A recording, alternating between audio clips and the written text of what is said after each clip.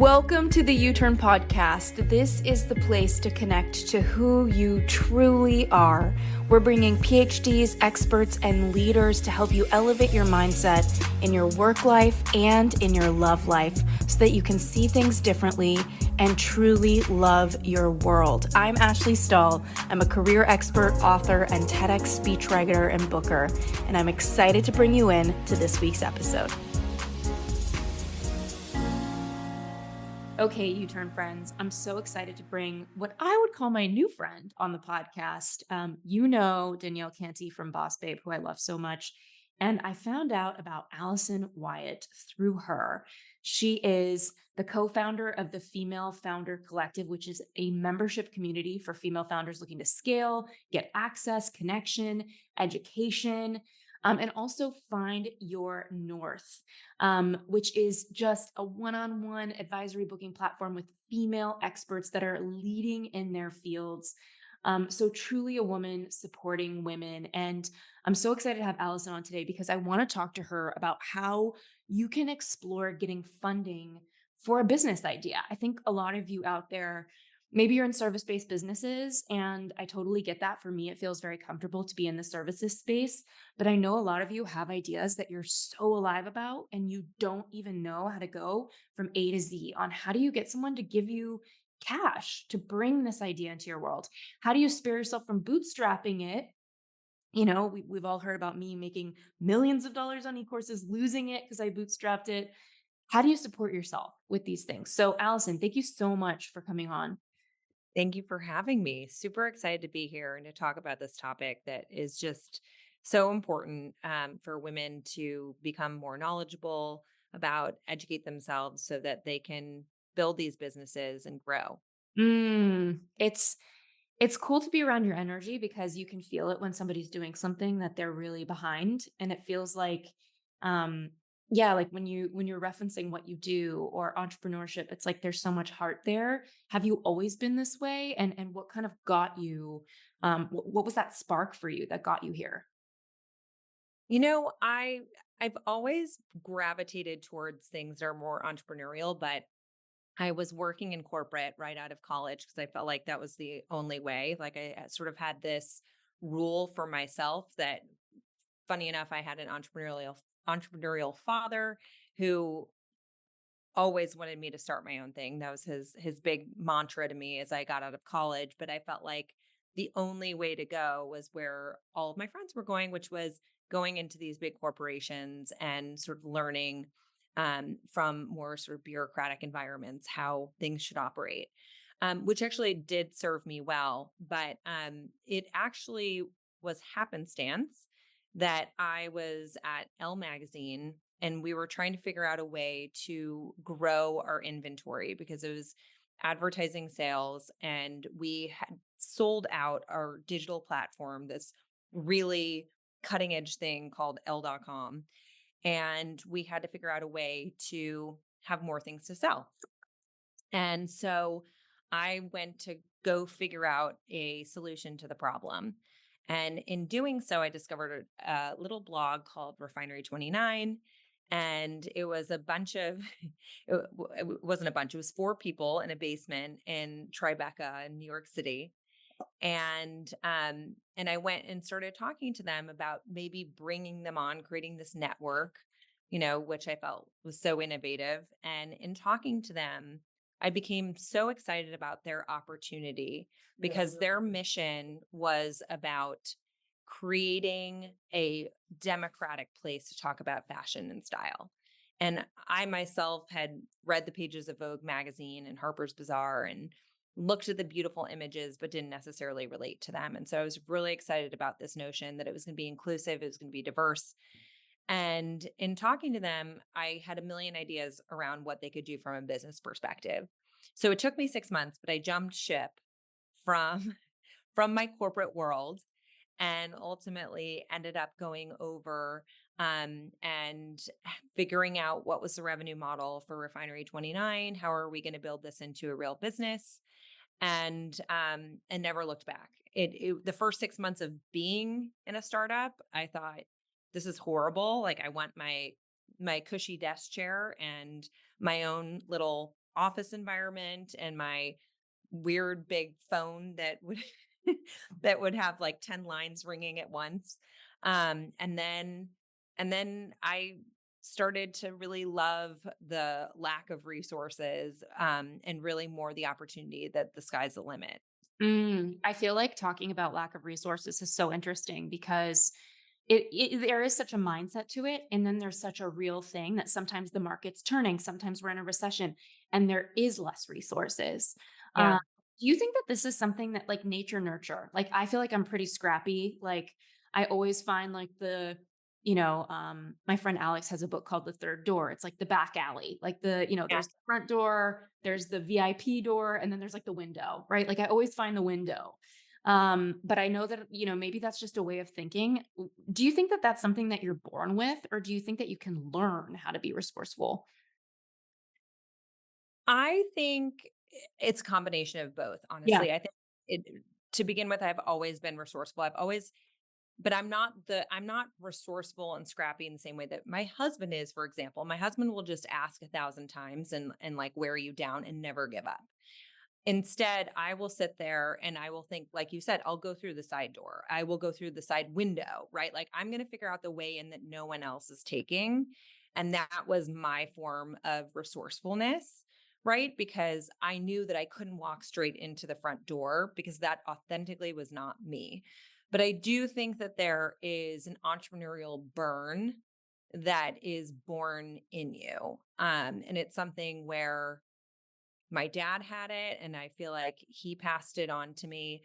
I do think that there's a bit of nurture that comes into that, where if you're in an environment and you see somebody that is a model for you, showing how anything can be achieved that you put your mind to, and you see them going through the ups and downs and the struggle as well, but ultimately the sort of number of successes outnumbers their failures, you become more willing to sort of put up with that and more comfortable in the discomfort of it. So I think that it can be a combination of both. The burn has to come from within you, but the you can sort of acclimate to the crazy life that is being an entrepreneur. Have you ever thought about starting your own podcast? This episode is brought to you in part by Libsyn, the ultimate podcast hosting platform. If you're ready to start your own show, Libsyn is truly the place to start. I've been with them ever since I started the U Turn podcast, and it's been nothing but flow. Libsyn hosts both audio and video podcasts and even has a built in recording feature that ensures everyone, beginner to expert, can really easily share their unique voice with the world. The stats tracking available on Libsyn will also help you understand your audience and optimize all your podcast promotion strategies. Not to mention, they have a really incredible monetization feature and direct access to brands that you know and love. Having this show has truly changed my life, and I hope it's changed yours too. If part of your dream includes starting up your own podcast, go to libsyn.com, put in our promo code UTURN, and you're going to get up to 2 months of free podcasting service. What are you waiting for? Make your own U-turn and start your podcast today. Just go to libsyn.com and use our promo code YOUTURN for 2 months of free services. It's interesting because when you're talking about this, I'm thinking a lot about change and the different stages of change in psychology. I feel like Yeah. there's like pre-contemplation where like maybe you're not serious about an idea, but it's like floating somewhere in your head and it's just kind of like in the winds of your mind. And then there's contemplation. And I feel like people can spend like 3 years sometimes in contemplate. I feel like I sit in contemplation when I have to go on a diet. Like when I've let myself go on vacation, I'll spend like 3 months after being like, I really got to get on this. And I Right. think that that happens for people who want to, start a business and get funding. They know they have a big vision. So for the people who are maybe moving from pre-contemplation to real contemplation, which I think after that is preparation, right? Like, Yeah. and then action and maintenance. What are some things that you would recommend they start to consider that maybe are not on their radar when it comes to getting funding for their idea? So I would say do some of these things in parallel, right? Like don't put pre-contemplation and contemplation too far ahead of action, because the most successful entrepreneurs that I've spoken to, they just did. They just went. And I think sometimes I'm an overthinker by nature, and that is one of the greatest enemies of being a founder and an entrepreneur. On the flip side, if you're going out and you're seeking capital, you have to be very planful. So that seems sort of at odds with taking that action, but it doesn't have to be. So what I mean is this is, if say you're selling a product, right? And say you need money for that product. Maybe instead of going out and investing a ton of money into inventory, you don't know whether or not it's going to sell and potentially bankrupting yourself in the meantime. Go out and figure out, sell a couple things, right? Like don't do a big buy, do a trial and see if that product or that offer sticks. Like, where's the price point that it's going to move and convert? How are you going to package it? And how are you going to bring it to market? But I think there's a lot of pre sales that you can do before you go full in for your business. I've also heard found certain founders talking about how they didn't leave their full-time job until they knew that they had enough saved up for 6 months of coverage, so that they gave themselves some runway, and they also took part of that to fund their business and the product offering that they have. Similarly, if you're in a service-based business, try different offers, right? Mm, See which ones stick.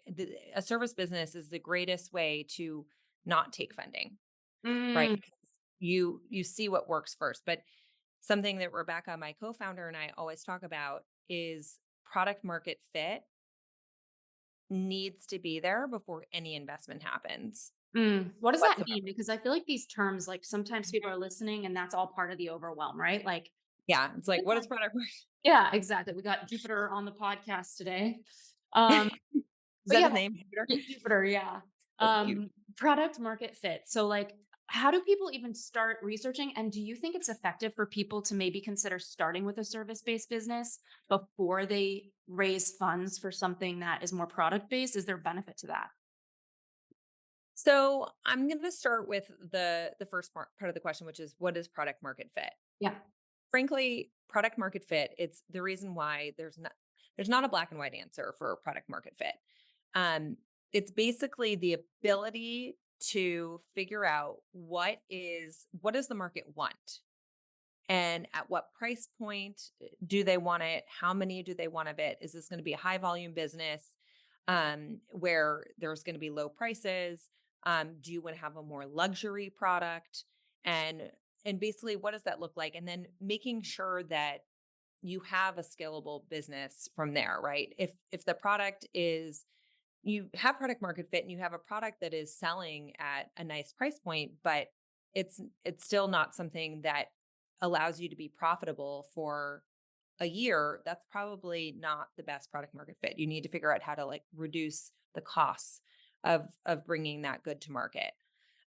Or if the service that you're offering costs more than the price, then that's not obviously a scalable business. You might start off with a specific service, and then gradually take up the price once you sort of establish credibility. And but you should be thinking about that, right, as you're thinking about the ability to scale. When it comes to service business before product business, I think it really depends, right? Like, what are you selling? Do you Mm, want to create a community around it? So, for example, I was sent a company to potentially invest in, where they started off with a hiking community, mm, right? Where they would get people together and they would organize these hikes. And so that's a service, right? They would get paid to organize these hikes in different cities. Great. But where they were ultimately going with that, or maybe they started off with that and then decided they wanted to go into products, they then started selling hiking products, really cool products that go along with the hike, as they realized what people wanted. Um, relative to their hiking experience. So if it relates to it and if it's very sort of organic and authentic, then I think you can start with a service and then go into a product. And what's wonderful about that is creating community around your product Mm. today is absolutely essential. So if you start with community and then you really let them inform what they want, then you have a built-in business already, which is great. I And you can love make that. It's assumptions like around it's the power of personal branding, right? I feel it. like there's so many entrepreneurs who come in and or entrepreneurs. They don't know what they want to start yet. They're percolating. They're in Yeah, pre-contemplation, contemplation, and it's like, well, the best thing you could do is build an audience because they're going to pivot with you if you're adding value to them, even if whatever service or offer you have is kind of ancillary to what you're leading with once you figure it out. Um, right. so when it comes to, doing the product market fit, looking at their offer, what are some of the best ways to, would you say, like, obviously there's the profit margins, overhead, staffing. Yeah. Um, what are some other things that they need to be considering or just doing to start moving it along? Well, so I would say, because if you're doing a product business, the higher volume you do, your economics are going to change. Your on that particular product and the creation, and your margins are going to have scalability. I would sort of understand what that scalability looks like. I've been so surprised at how many entrepreneurs I've spoken with that have never put together a model. Yeah, financial And model. yeah, just to see what's so fun about models, and I don't even have a financial background, but the second I put together a model, you feel so powerful, right? Yeah, Because it gives you an ability to, of course, with discrepancies to some degree, predict the future. You yeah, can actually predict the outcome by running the numbers and creating these different scenarios, right? Like, what does worst case scenario look like? What does middle case scenario look like? And what does the best case scenario look like? And if you're playing to the worst case scenario, you know that you're going to still be able to remain in business. Like it actually surprises me that so many businesses go out of business until I heard that people are not always creating models. Most people mm, don't. mm. Um, and you might say, I'm not a financial person. I have no idea how to create a financial model.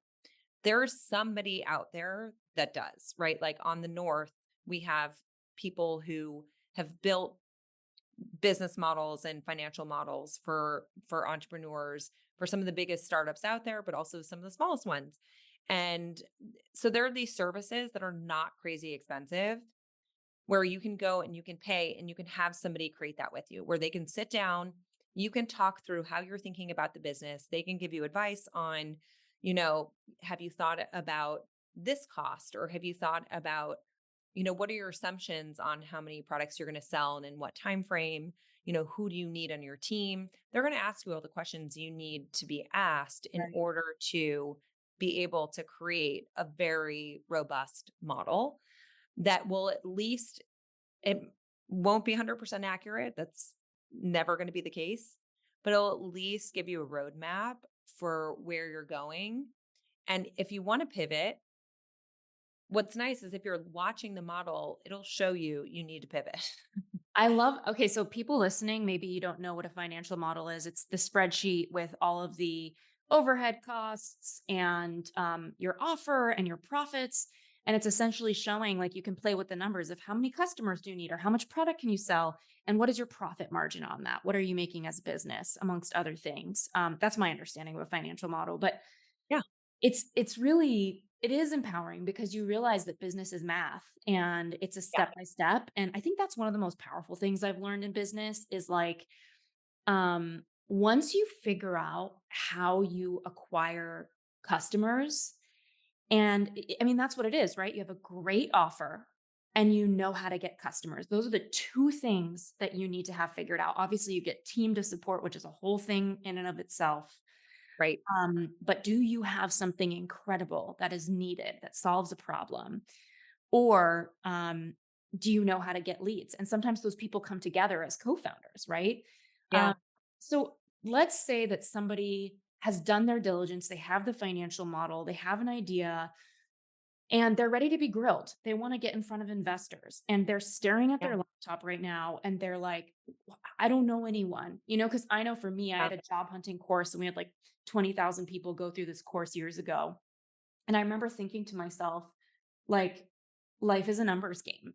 And people would come in all this time and say, well, I don't have any contacts. And I'd be like, well, take this job hunting course and you will learn how to create them. You don't need to have them Yeah. with you in tow. But I know that investors are what I hear is that they do best with warm introductions. And I imagine that's a thing. Like, why would they Yeah. trust someone that they hear from out of nowhere? I remember cold networking when I wanted to work in counterterrorism, which is the epitome of a career that lends itself into privacy. So I'm like cold emailing like How spies. do I find people that are encounters? Yeah, exactly. It's like you're not supposed to. So, Right.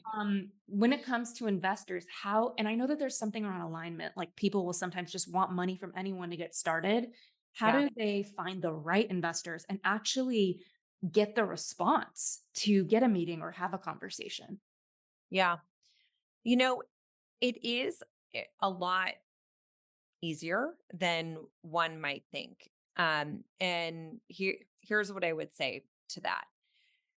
First of all, go and find people that are in the industry where you're building, right? That have expertise. Maybe they've exited a business. Maybe they have um maybe they might be an investor. So a lot of people will put on their LinkedIn profiles that they're an investor and find out as much as you possibly can about them.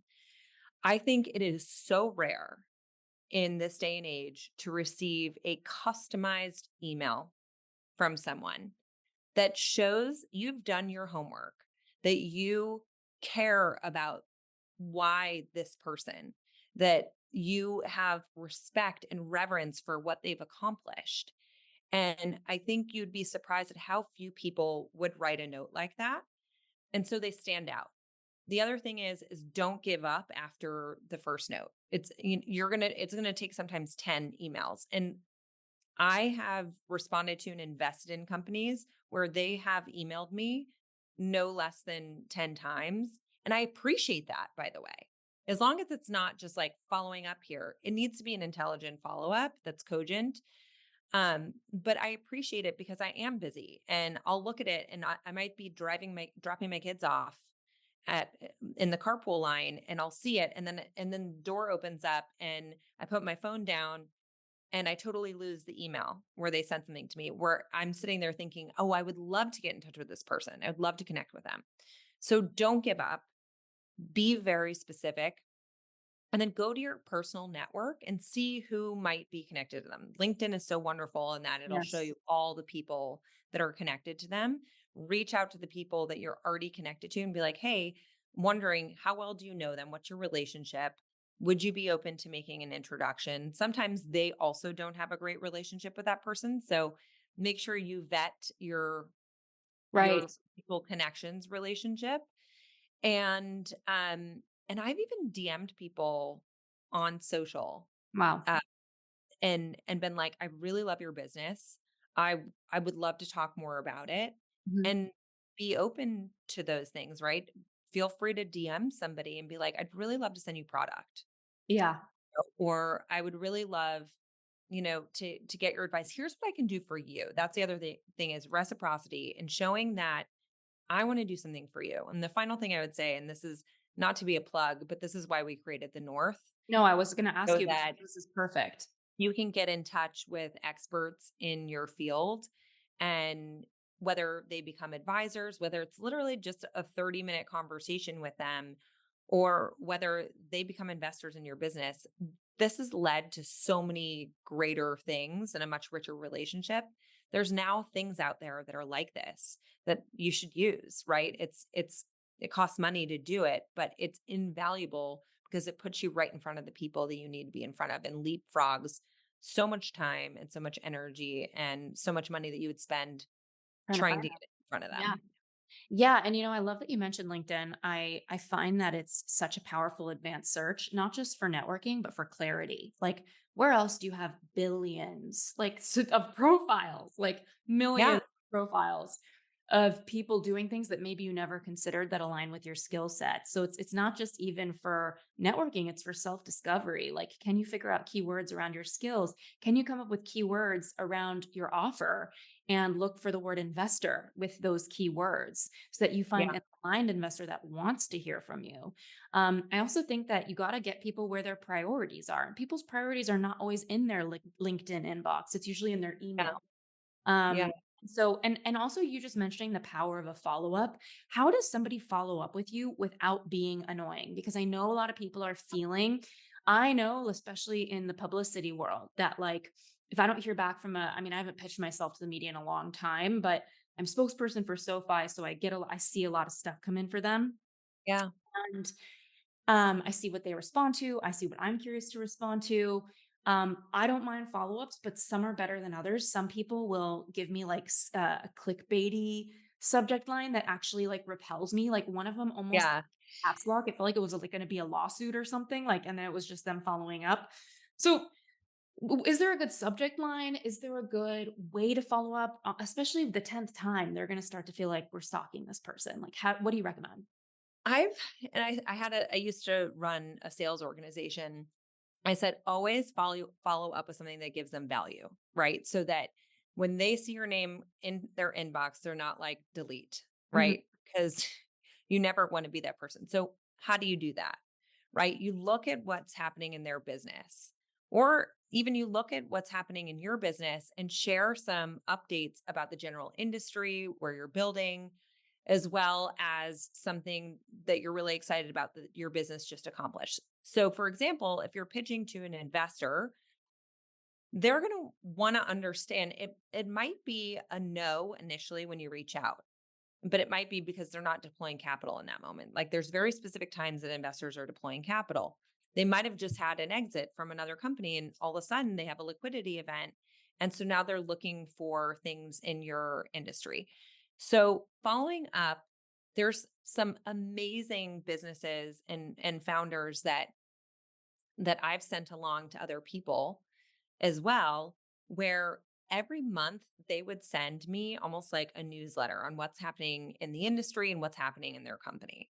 Oh, how I cool. thought that that was so phenomenal and just it showed me that they are experts in the business that they're building, and it showed me that if I invested in them, I'm not even invested in their business. They would be sending me regular updates and keeping me apprised of their journey and how I could help and where their business was. That transparency is so important. There's actually data out there that shows that the most successful entrepreneurs do have that transparency, because it also allows the investor and whoever they're reaching out to be helpful in Mm, whatever way that they can. Um, and then in terms of subject lines, honestly, I haven't played around with that a lot, so I don't mhm. have a lot of advice to give there, but I would say do not send something that's like don't change the subject line to something that's like clickbaity. Mm, Maybe your biggest highlight from your business, like just landed a $2 million deal mhm. with or a contract, or we just announced this, would love to connect. I think being straightforward, um, because you're right, it's just going to repel people if like I have somebody that always follows up with me to become an LP in her fund, and she sends me very clickbaity Yeah. subject lines, and I just delete them Yeah. before I open it. Yeah. I remember my nervous system like took a total hit when I saw one of the subject lines. I was like, Yeah. I can't imagine doing business with you. You're scary for my nervous system. It's interesting to hear you talk about value because people say that, but your example of newsletters is so valuable. Like you're educating the person and you're staying at top of mind. And I know there's all this research around 9 touches before somebody buys. And Yeah. investors are making a buying decision. They're buying a piece of your business. Yeah. So it's interesting to hear you talk about value add in that way. And it makes me think a little bit about burnout. Like people, they're trying to get the investor money, they're serving customers, they're in that weird cash flow choke where they've put the money that they have into it they're in that tipping point. I actually went to a little event in Florida before I moved back to LA, and it was like 5 founders, like a little mini Shark Tank. And funny enough, Damon John, I used to do some writing with him. He endorsed my book. And so I learned about Shark Tank through him, funny enough. But they did a little mini Shark Tank, and I was watching it and listening to this woman talking about how her credit card was declined for a latte. Like, she's out of money. She's working 80 hours. She's so passionate about what she's doing. It's a great product. What do you recommend when somebody feels like they're up against the wall? They need an answer now. I don't know. I feel like there's so much hustle culture around, like, burn the bridges behind you and leave your job and start your business. To me, I'm like, you need a part-time job to support yourself while you're doing this. Like, what are some things that you would recommend people consider as they're really diving into this? So you never want to be in position where you have total weakness and you're up against a wall, right? Yeah. So my biggest advice would be not let yourself get to that point, because you're going to have to give away a ridiculous amount of your business. If you are talking to investors and they are interested, you've no negotiation leverage, you've no power. Right. Um, so one thing I was going to say that's super important, and it's a piece of advice that I've had other excellent investors give, and that's to ask for advice before you ask for money, Mm, because that's honestly probably the most easy way to ultimately get money is you're asking for their wisdom, you're asking for their advice, and that is going to create a different relationship than a transaction, right? Like if you're coming out of the gate asking this person you've never met for money, good luck. You yeah. know, another big part of it is so much is that they're investing in you as a human. That's why the warm relationship counts, Right. right? Because they need to know who you are as a person, that you are going to be responsible with their money, that you're going to keep driving this business and be the leader that you're claiming that you can be. The way to do that is long before you are fundraising, you should be the entire time you are an entrepreneur, you should be forming relationships, networking, getting to know people in that could in 2 years become an investor, and Yeah. then you stay in touch, Yeah. right? Because you don't wanna be backed against the wall and be calling all your friends and be like, "Do you know anybody at so and so?" It's a losing proposition. It's like you've almost already lost the battle. The Mm, other thing, like you were saying, is keeping a part-time job, yeah. um, or doing something that is, consulting, freelance for a little, and then just being super disciplined around what are the hours you're spending there versus what are the hours you're spending on your business, because that will also allow you to get to product market fit, Right. right? Or you take the leap, and then the leap isn't so scary because you're leaping into opportunity, not a pool of lava. Yeah. you Well, and know? you also, kind of reiterated what we talked about earlier, which is this idea of, like, it's about product and maybe somebody already believes about what they're offering. And then it's about lead gen. And partially lead gen is getting customers, but before that, it's getting investors. So it's Yeah. like, until you are, scaled, you are the chief business development officer. And it is a long game. So I love that you talk about, like, it could be in 2 years.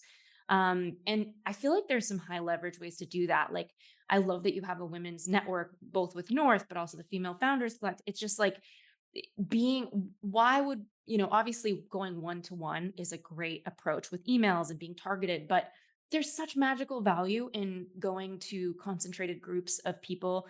And like you said, adding value. Like, I have, for so many years, I have so many business friends, and I've never really asked anything of anyone. I don't have that. I love friendship so much that that's where my energy has been with them.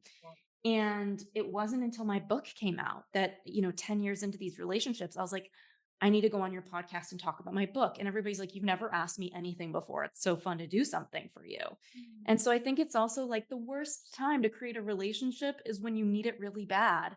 The Yeah. second worst time, or the second, 'Cause then it best also time is feels transactional. It's like, exactly. you only are asking me this because you need something from me. Yeah.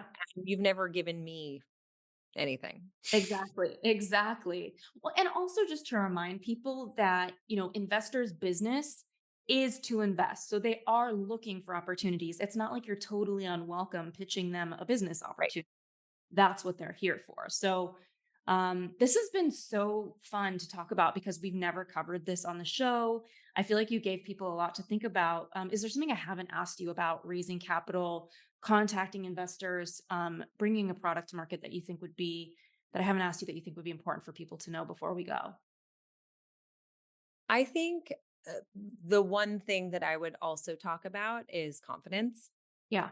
I think that's where there is the biggest delta between men and women, where, you have the same that same sort of sense of being humble, and the sort of lack of confidence is also what fuels female founded businesses to be more successful in times of recession, because you don't have access to the same amount of capital. You can't afford not to build a sustainable business, right? Yeah.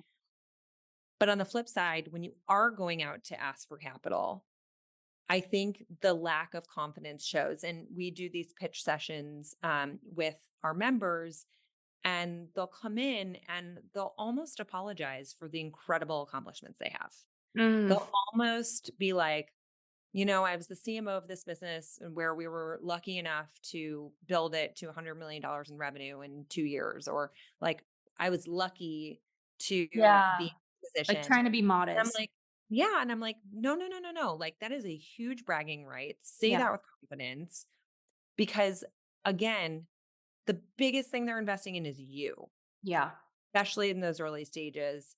They need to know you have this extraordinarily hard journey in front of you. They need to know that they're backing the person that's going to be able to clear the minefield, who's going to be able to, no matter what gets thrown at them, figure it out. Yeah.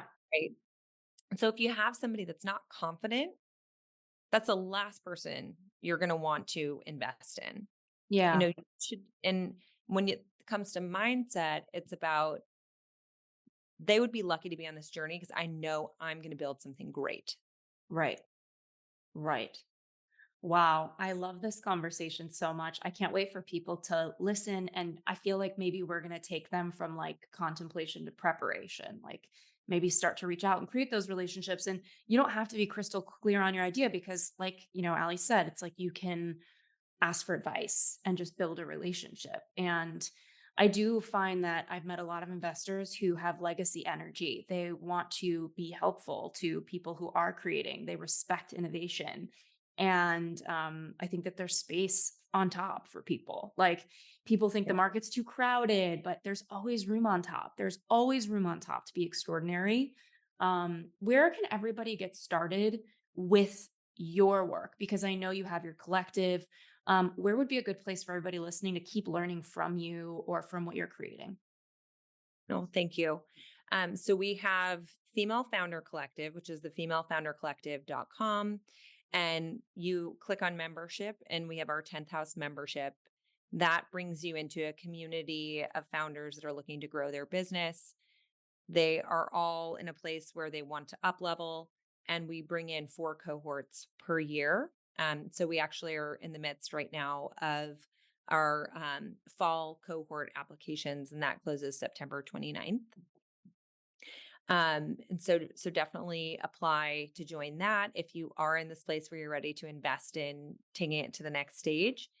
And then when it comes to the North, they can go and they can spend time with a variety of experts in things like fundraising or go to market strategies, or how do you figure out product market fit? How do you create branding? How do you think of pricing? How do you create your financial model? We've basically something for everyone. And I'm also on there as well, and I do one-on-ones with founders that are thinking about fundraising or trying to figure out brand partnerships or think about their pricing strategy or how to scale their business. Who are those hires? What does the org structure look like? I love talking about all these things, and it's my joy to do one-on-ones with founders in Mm. addition to all of the programming we do inside of 10th House.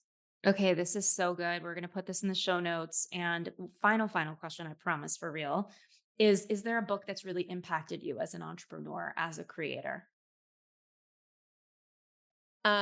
Peter Thiel wrote a Mhm. book called 0 to 1. Love that. And I really love this book because, I mean, it's very brass tacks, right? It's not like necessarily just inspirational. But and then I have like I want to send a follow-up with like a few other ones from my amazing female author community because they have ones that are for different parts of the Please do. female experience. One on confidence, for example, which is so powerful. But with from 0 to 1, it really talks about the things, the mindset and the things you should be thinking about as you're building, Mm. right? Like, how do you know when there's so much gray in building a business? It's really nice to sort of have these guardrails and benchmarks that you're putting on your business. And Peter Thiel, who is like one of the godfathers of entrepreneurship, really lays it out in a black and white fashion, Love which that. is just so helpful. So I find in sort of laying that foundation, putting those brick by brick, he is really helpful in that book and sort of sharing how to do it. Thank you so much for coming on the show. I'm so glad we got to do this, and yeah, I'm glad to finally meet you and share this with everyone. Thank you. It's been a total pleasure, and I feel like I could keep going for hours with you. 100%. Thank you so much for tuning into the U-Turn podcast. And thank you again so much for our sponsors. We are here because of you. And to our listeners, thank you for checking out our sponsors. We always pick people and brands that we trust and we believe in. And just for listening to the show, writing your reviews on the Apple app, and just being willing to make your own U-turns. We'll see you next week.